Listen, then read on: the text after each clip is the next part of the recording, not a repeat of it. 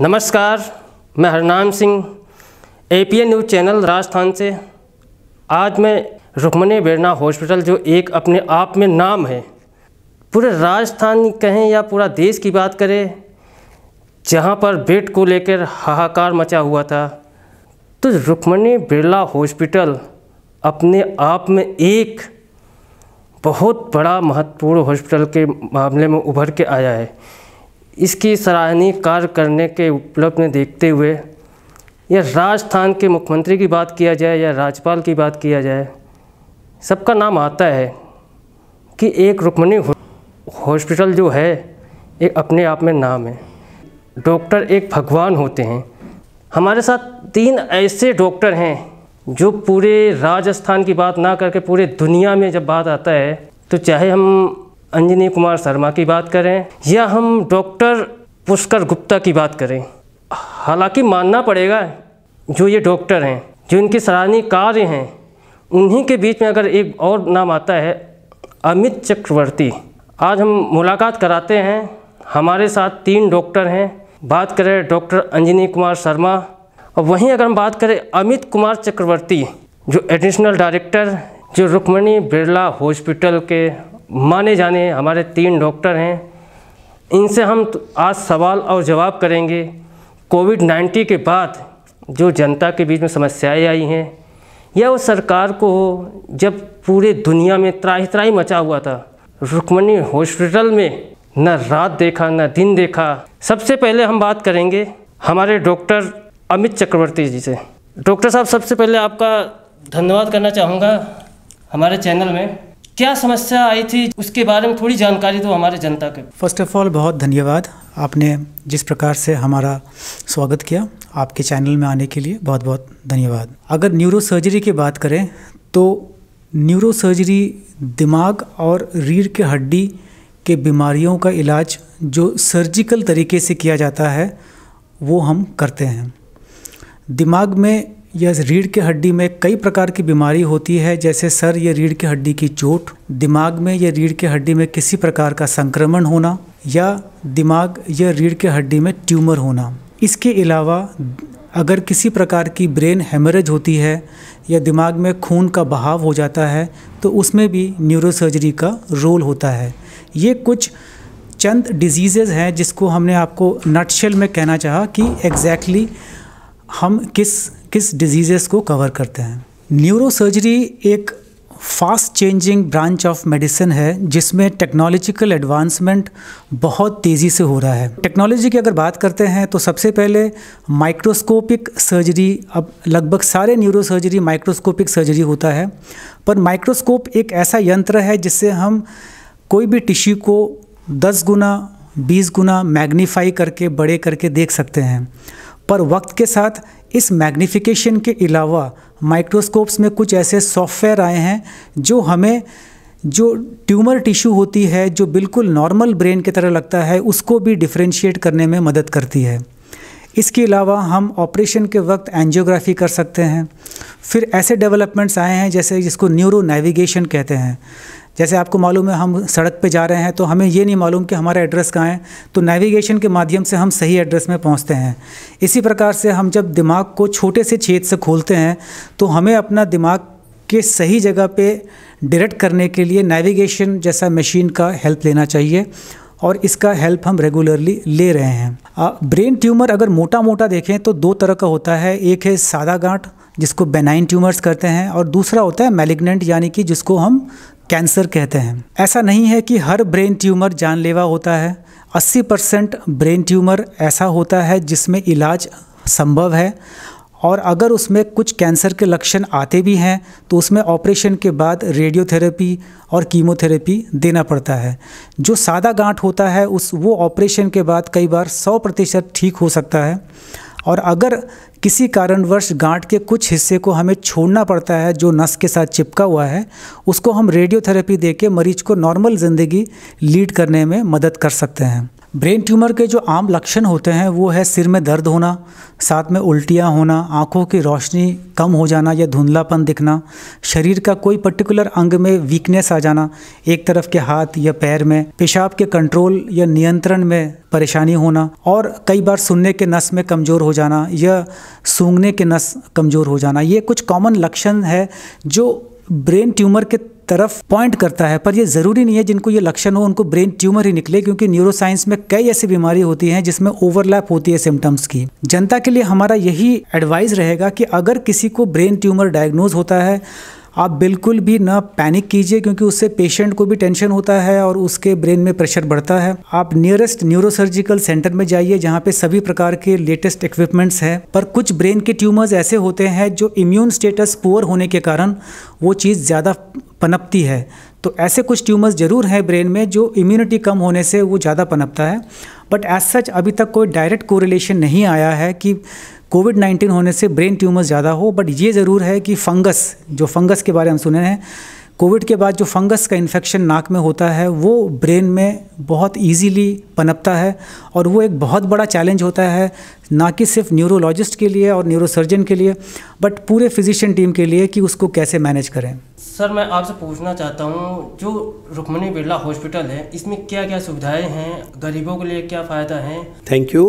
मैं यहाँ ये बताना चाहूँगा कि हम लोग न्यूरो साइंसेज से रिलेटेड हैं, और न्यूरो साइंसेज में जो ज़्यादातर किसी भी मॉडर्न हॉस्पिटल में इलाज के लिए जो सुविधाओं की आवश्यकता होती है वो सभी सुविधाएं रुक्मिणी बिरला हॉस्पिटल में अवेलेबल हैं।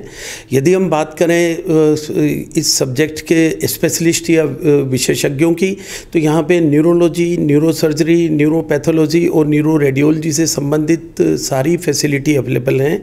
न्यूरोलॉजी जो डिपार्टमेंट है उसमें 4 कंसल्टेंट हैं जो न्यूरोलॉजी के जो पेशेंट्स हैं उनके लिए उपलब्ध रहते हैं, और वो जो आधुनिक ट्रीटमेंट है वो सारी चीज़ों को यहाँ पे अवेलेबल कराया जाता है। यहाँ पे इमरजेंसी में भी न्यूरोलॉजी से संबंधित जो पेशेंट आते हैं उनके लिए सब तरह की सुविधाएं उपलब्ध हैं।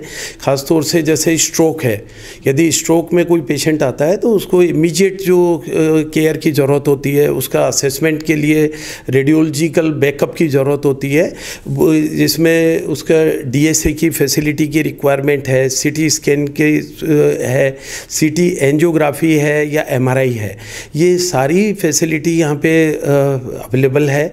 इसके अलावा यहाँ पे वेल इक्विप्ड न्यूरोपैथोलॉजी लैब है, जो भी जैसे सीएनएस इन्फेक्शन है, कोई भी संक्रमण से संबंधित यदि मरीज आता है तो उसके ब्लड के जो टेस्ट होते हैं या उसके जो हमारे न्यूरोसर्जन जो ऑपरेट करते हैं उसके बायोप्सी के बाद उसकी जो जांच होती है, या मांसपेशी के कई बार पीस की जांच होती है जैसे मसल बायोप्सी बोलते हैं या नर्व बायोप्सी कहते हैं, उन सब चीज़ों की सुविधा यहाँ एक ही रूफ के अंडर अवेलेबल है। लोगों को मालूम होना चाहिए कि यदि पेशेंट को 2 दिन से बुखार है और उसको सिर दर्द और उल्टी आ रही है तो उसको इमीडिएटली न्यूरोलॉजी सर्विसेज जहां अवेलेबल हों उस हॉस्पिटल में लेके जाना चाहिए। वहां पे उसकी जांच से पता चलेगा कि ब्रेन इन्फेक्शन है, मेनिंजाइटिस है या एनकेफेलाइटिस है। यदि मरीज़ को दौरे आ रहे हैं तो उसको इमीडिएटली हॉस्पिटल लाने की आवश्यकता होती है, क्योंकि दौरों में ये जान का भी खतरा बन जाता है यदि एक के बाद एक दौरा रिपीट होता चला जाता है। उस सिचुएशन में यदि अपन टाइम वेस्ट करेंगे, उसको बाकी जो देसी इलाज है या जो इसके बारे में भ्रांतियां हैं यदि दौरे में उनमें उलझ जाएंगे तो कई बार जान का भी खतरा आ जाता है। परिवारजनों का सबसे पहला कर्तव्य ये है कि उसको इमीडिएटली हॉस्पिटल लेके जाएं, जहां पे यदि तुरंत इलाज शुरू होगा तो उसमें बहुत अच्छे रिजल्ट्स देखने को मिलते हैं। ये सब ऐसी इमरजेंसी है कि इसमें टाइम का सबसे ज़्यादा महत्व है। जितनी जल्दी पेशेंट का प्रॉपर डायग्नोसिस हो जाएगा उसका ट्रीटमेंट उतनी जल्दी शुरू हो जाएगा। यदि वही सब चीज़ों में अपन टाइम वेस्ट कर दिया और उसका विंडो पीरियड, जिसे गोल्डन पीरियड कहते हैं, यदि वो निकल गया तो उसके बाद में उसके रिजल्ट्स बहुत अच्छे नहीं आते। मरीज़ ये एक तरह से परिवार पे डिपेंडेंट हो जाता है, उसको रिकवरी भी पूरी तरह नहीं हो पाती और उसमें समय भी बहुत लगता है।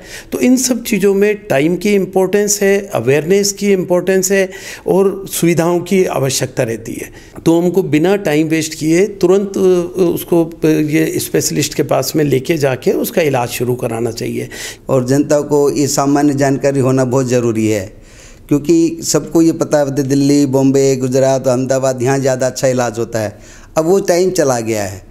अब जयपुर में भी इतने बड़े बड़े अस्पताल आ गए हैं, सारे कॉरपोरेट हॉस्पिटल है, अच्छी सुविधाओं से सुसज्जित अस्पताल हैं, जहाँ पे बेस्ट चीज़ होती है इमरजेंसी। और इमरजेंसी में हमारे सारे जो सक्षम डॉक्टर होते हैं ना, और बहुत प्रशिक्षित डॉक्टर मतलब जो तुरंत दवाई इलाज करने में सक्षम होते हैं। वहाँ पे जो रेडियोलॉजिस्ट है, इंटर्निस्ट है, न्यूरोसर्जन है, दो इनका जो एक्सपीरियंस है ना, इतना बड़ा ज़्यादा एक्सपीरियंस है कि उनको क्वेश्चन ही नहीं उठता है। तो अब आजकल पेशेंट जब एक बार समझ लेता है, एक बार आ जाता है, उसको समझ लेते यहाँ पर टीम इतनी अच्छी है तो हमें बॉम्बे, दिल्ली कहीं जाने की ज़रूरत ही नहीं है। फिर उसका इलाज तो कोई डाउट ही नहीं है कि एट पार या दे आर सुपीरियर, मतलब हमसे भी, हम उनसे भी सुपीरियर इलाज कर सकते हैं। नहीं, गरीबों की सेवा के लिए अस्पताल काफ़ी तत्पर रहता है और गरीबों के कुछ % लोगों का उनके गरीबी के बेसिस पे इलाज हो जाता है। अभी जैसे राजस्थान सरकार की कुछ योजनाएं हैं, जैसे राजस्थान गवर्नमेंट सर्विस की, इसकी फुल सुविधाएं यहाँ पर अवेलेबल है। नहीं, हम ये कहना चाहते हैं, जैसे हम लोग न्यूरो साइंस से रिलेटेड डॉक्टर्स हैं, है ना, और ये न्यूरो साइंस जो डिपार्टमेंट है ये राजस्थान में इतने वेल एस्टेब्लिश्ड है, सबसे सीनियर डॉक्टर और फुल टीम है विद इमरजेंसी के साथ में। और ऑलरेडी डॉक्टर साहब ने बता चुका है कि ये बताया है कि प्रशिक्षित टीम है ना, एडवांस मशीनें होती है ना, एडवांस टेक्नीशियंस होते हैं, और जो पैरामेडिकल मेडिकल स्टाफ है वो राउंड द क्लॉक है ना इमरजेंसी में बेहतर तरीके से काम करते हैं। कुछ इंटरवेंशन ट्रीटमेंट होते हैं, जिसको सर ने कहा कि क्लोट हो जाता है तो क्लोट को रिमूव करने की एडवांस तरीके है। तीसरा, हमारे न्यूरोसर्जन अमित चक्रवर्ती मेरे मित्र ने बोला कि ब्रेन हेमरेज हो जाता है तो उसकी इमीडिएट सर्जरी होती है, रिकॉइलिंग टाइप की चीज़ बोलते हैं, वो करने, कोइलिंग और क्लिपिंग दोनों चीज़ ये सक्षम करने में, जो कि एक मरीज को तुरंत लाइफ सेविंग ट्रीटमेंट होता है, जिसको बचाना इमीडिएटली होता है। कोविड में फ्रंट वॉरियर और हेल्थ वर्कर यही एक लोग थे जो कि पूरी तत्परता से खड़े हुए थे, और वो अपने जिम्मेदारी को दूरी नहीं बनाए रख सकते थे। हालांकि ये ज़रूर है कि थोड़ा सा हम उनसे इंटरेक्शन कम कर पाते थे, फ्रिक्वेंट इंटरेक्शन नहीं कर पाते थे, लेकिन मरीज़ की सुविधा, उनकी स्थिति के बारे में उनको टेलीफोन से या उस पर बताया दिया करते थे। कभी हम लोग मिल के भी उनको बता दिया करते थे ना। बट ये बहुत भयानक स्थिति, जो हर लोग इससे समझते थे कि ये छूत किसी बीमारी तो थी तो, लेकिन हम क्यों जाएं, हम क्यों देखें, लेकिन डॉक्टर इस चीज़ को कभी भी वो भिन्नता से नहीं लिया। उन्होंने अपनी रुचि उसी तरह से दिखाई। हालांकि प्रोटोकॉल उनका था, जो हमारा जो अस्पताल का प्रोटोकॉल का था, उसका ध्यान में रखते हुए हम पूरी तरह से इलाज किए थे। जैसे आपके कोविड में है, बहुत सारे लोग एंजाइटी से थे, कुछ लोगों को हेडेक थे, कुछ लोगों को डिप्रेशन था, कुछ लोगों को अनकॉन्शियसनेस थी, कुछ लोगों को कन्फ्यूजन हो गया था, कुछ तो फ्रैंक ही लकवा करके आए थे, कुछ लोगों को मेंजाइटिस हो गई थी, कुछ लोगों को एंसेफेलाइटिस हो गई थी, कुछ लोग एक बहुत बेकार बीमारी अभी आजकल पेपर में पढ़ रहे होंगे, गुलेनबेरी सिंड्रोम है, और एक फंगल इन्फेक्शन जिनको ब्लैक फंगस का नाम दिया गया था। वो फंगल इन्फेक्शन पहले भी था, ठीक, अब इम्यूनिटी कम हो गई थी तो वो ब्रेन में पहुंच जाती, तो फंगल मेंजाइटिस बोलते हैं। तो ये सारे केस हम खूब देखे, खूब अच्छी तरह ट्रीट किए हैं। और ज़्यादातर लोग, क्योंकि डायरेक्ट इन्फेक्शन नहीं था ब्रेन का, इनडायरेक्ट इन्फेक्शन था, तो अच्छा आउटकम आया था। क्योंकि ये अस्पताल, आपने सुना होगा कि कोविड को इलाज करने में बहुत सक्षम रहा था, तो उनके जो कॉम्प्लिकेशन थे कोविड के, उनको हमने कम होने दिए और सफलतापूर्वक वापस उनको न्यूरोलॉजिकल बीमारी को ख़त्म किया गया था।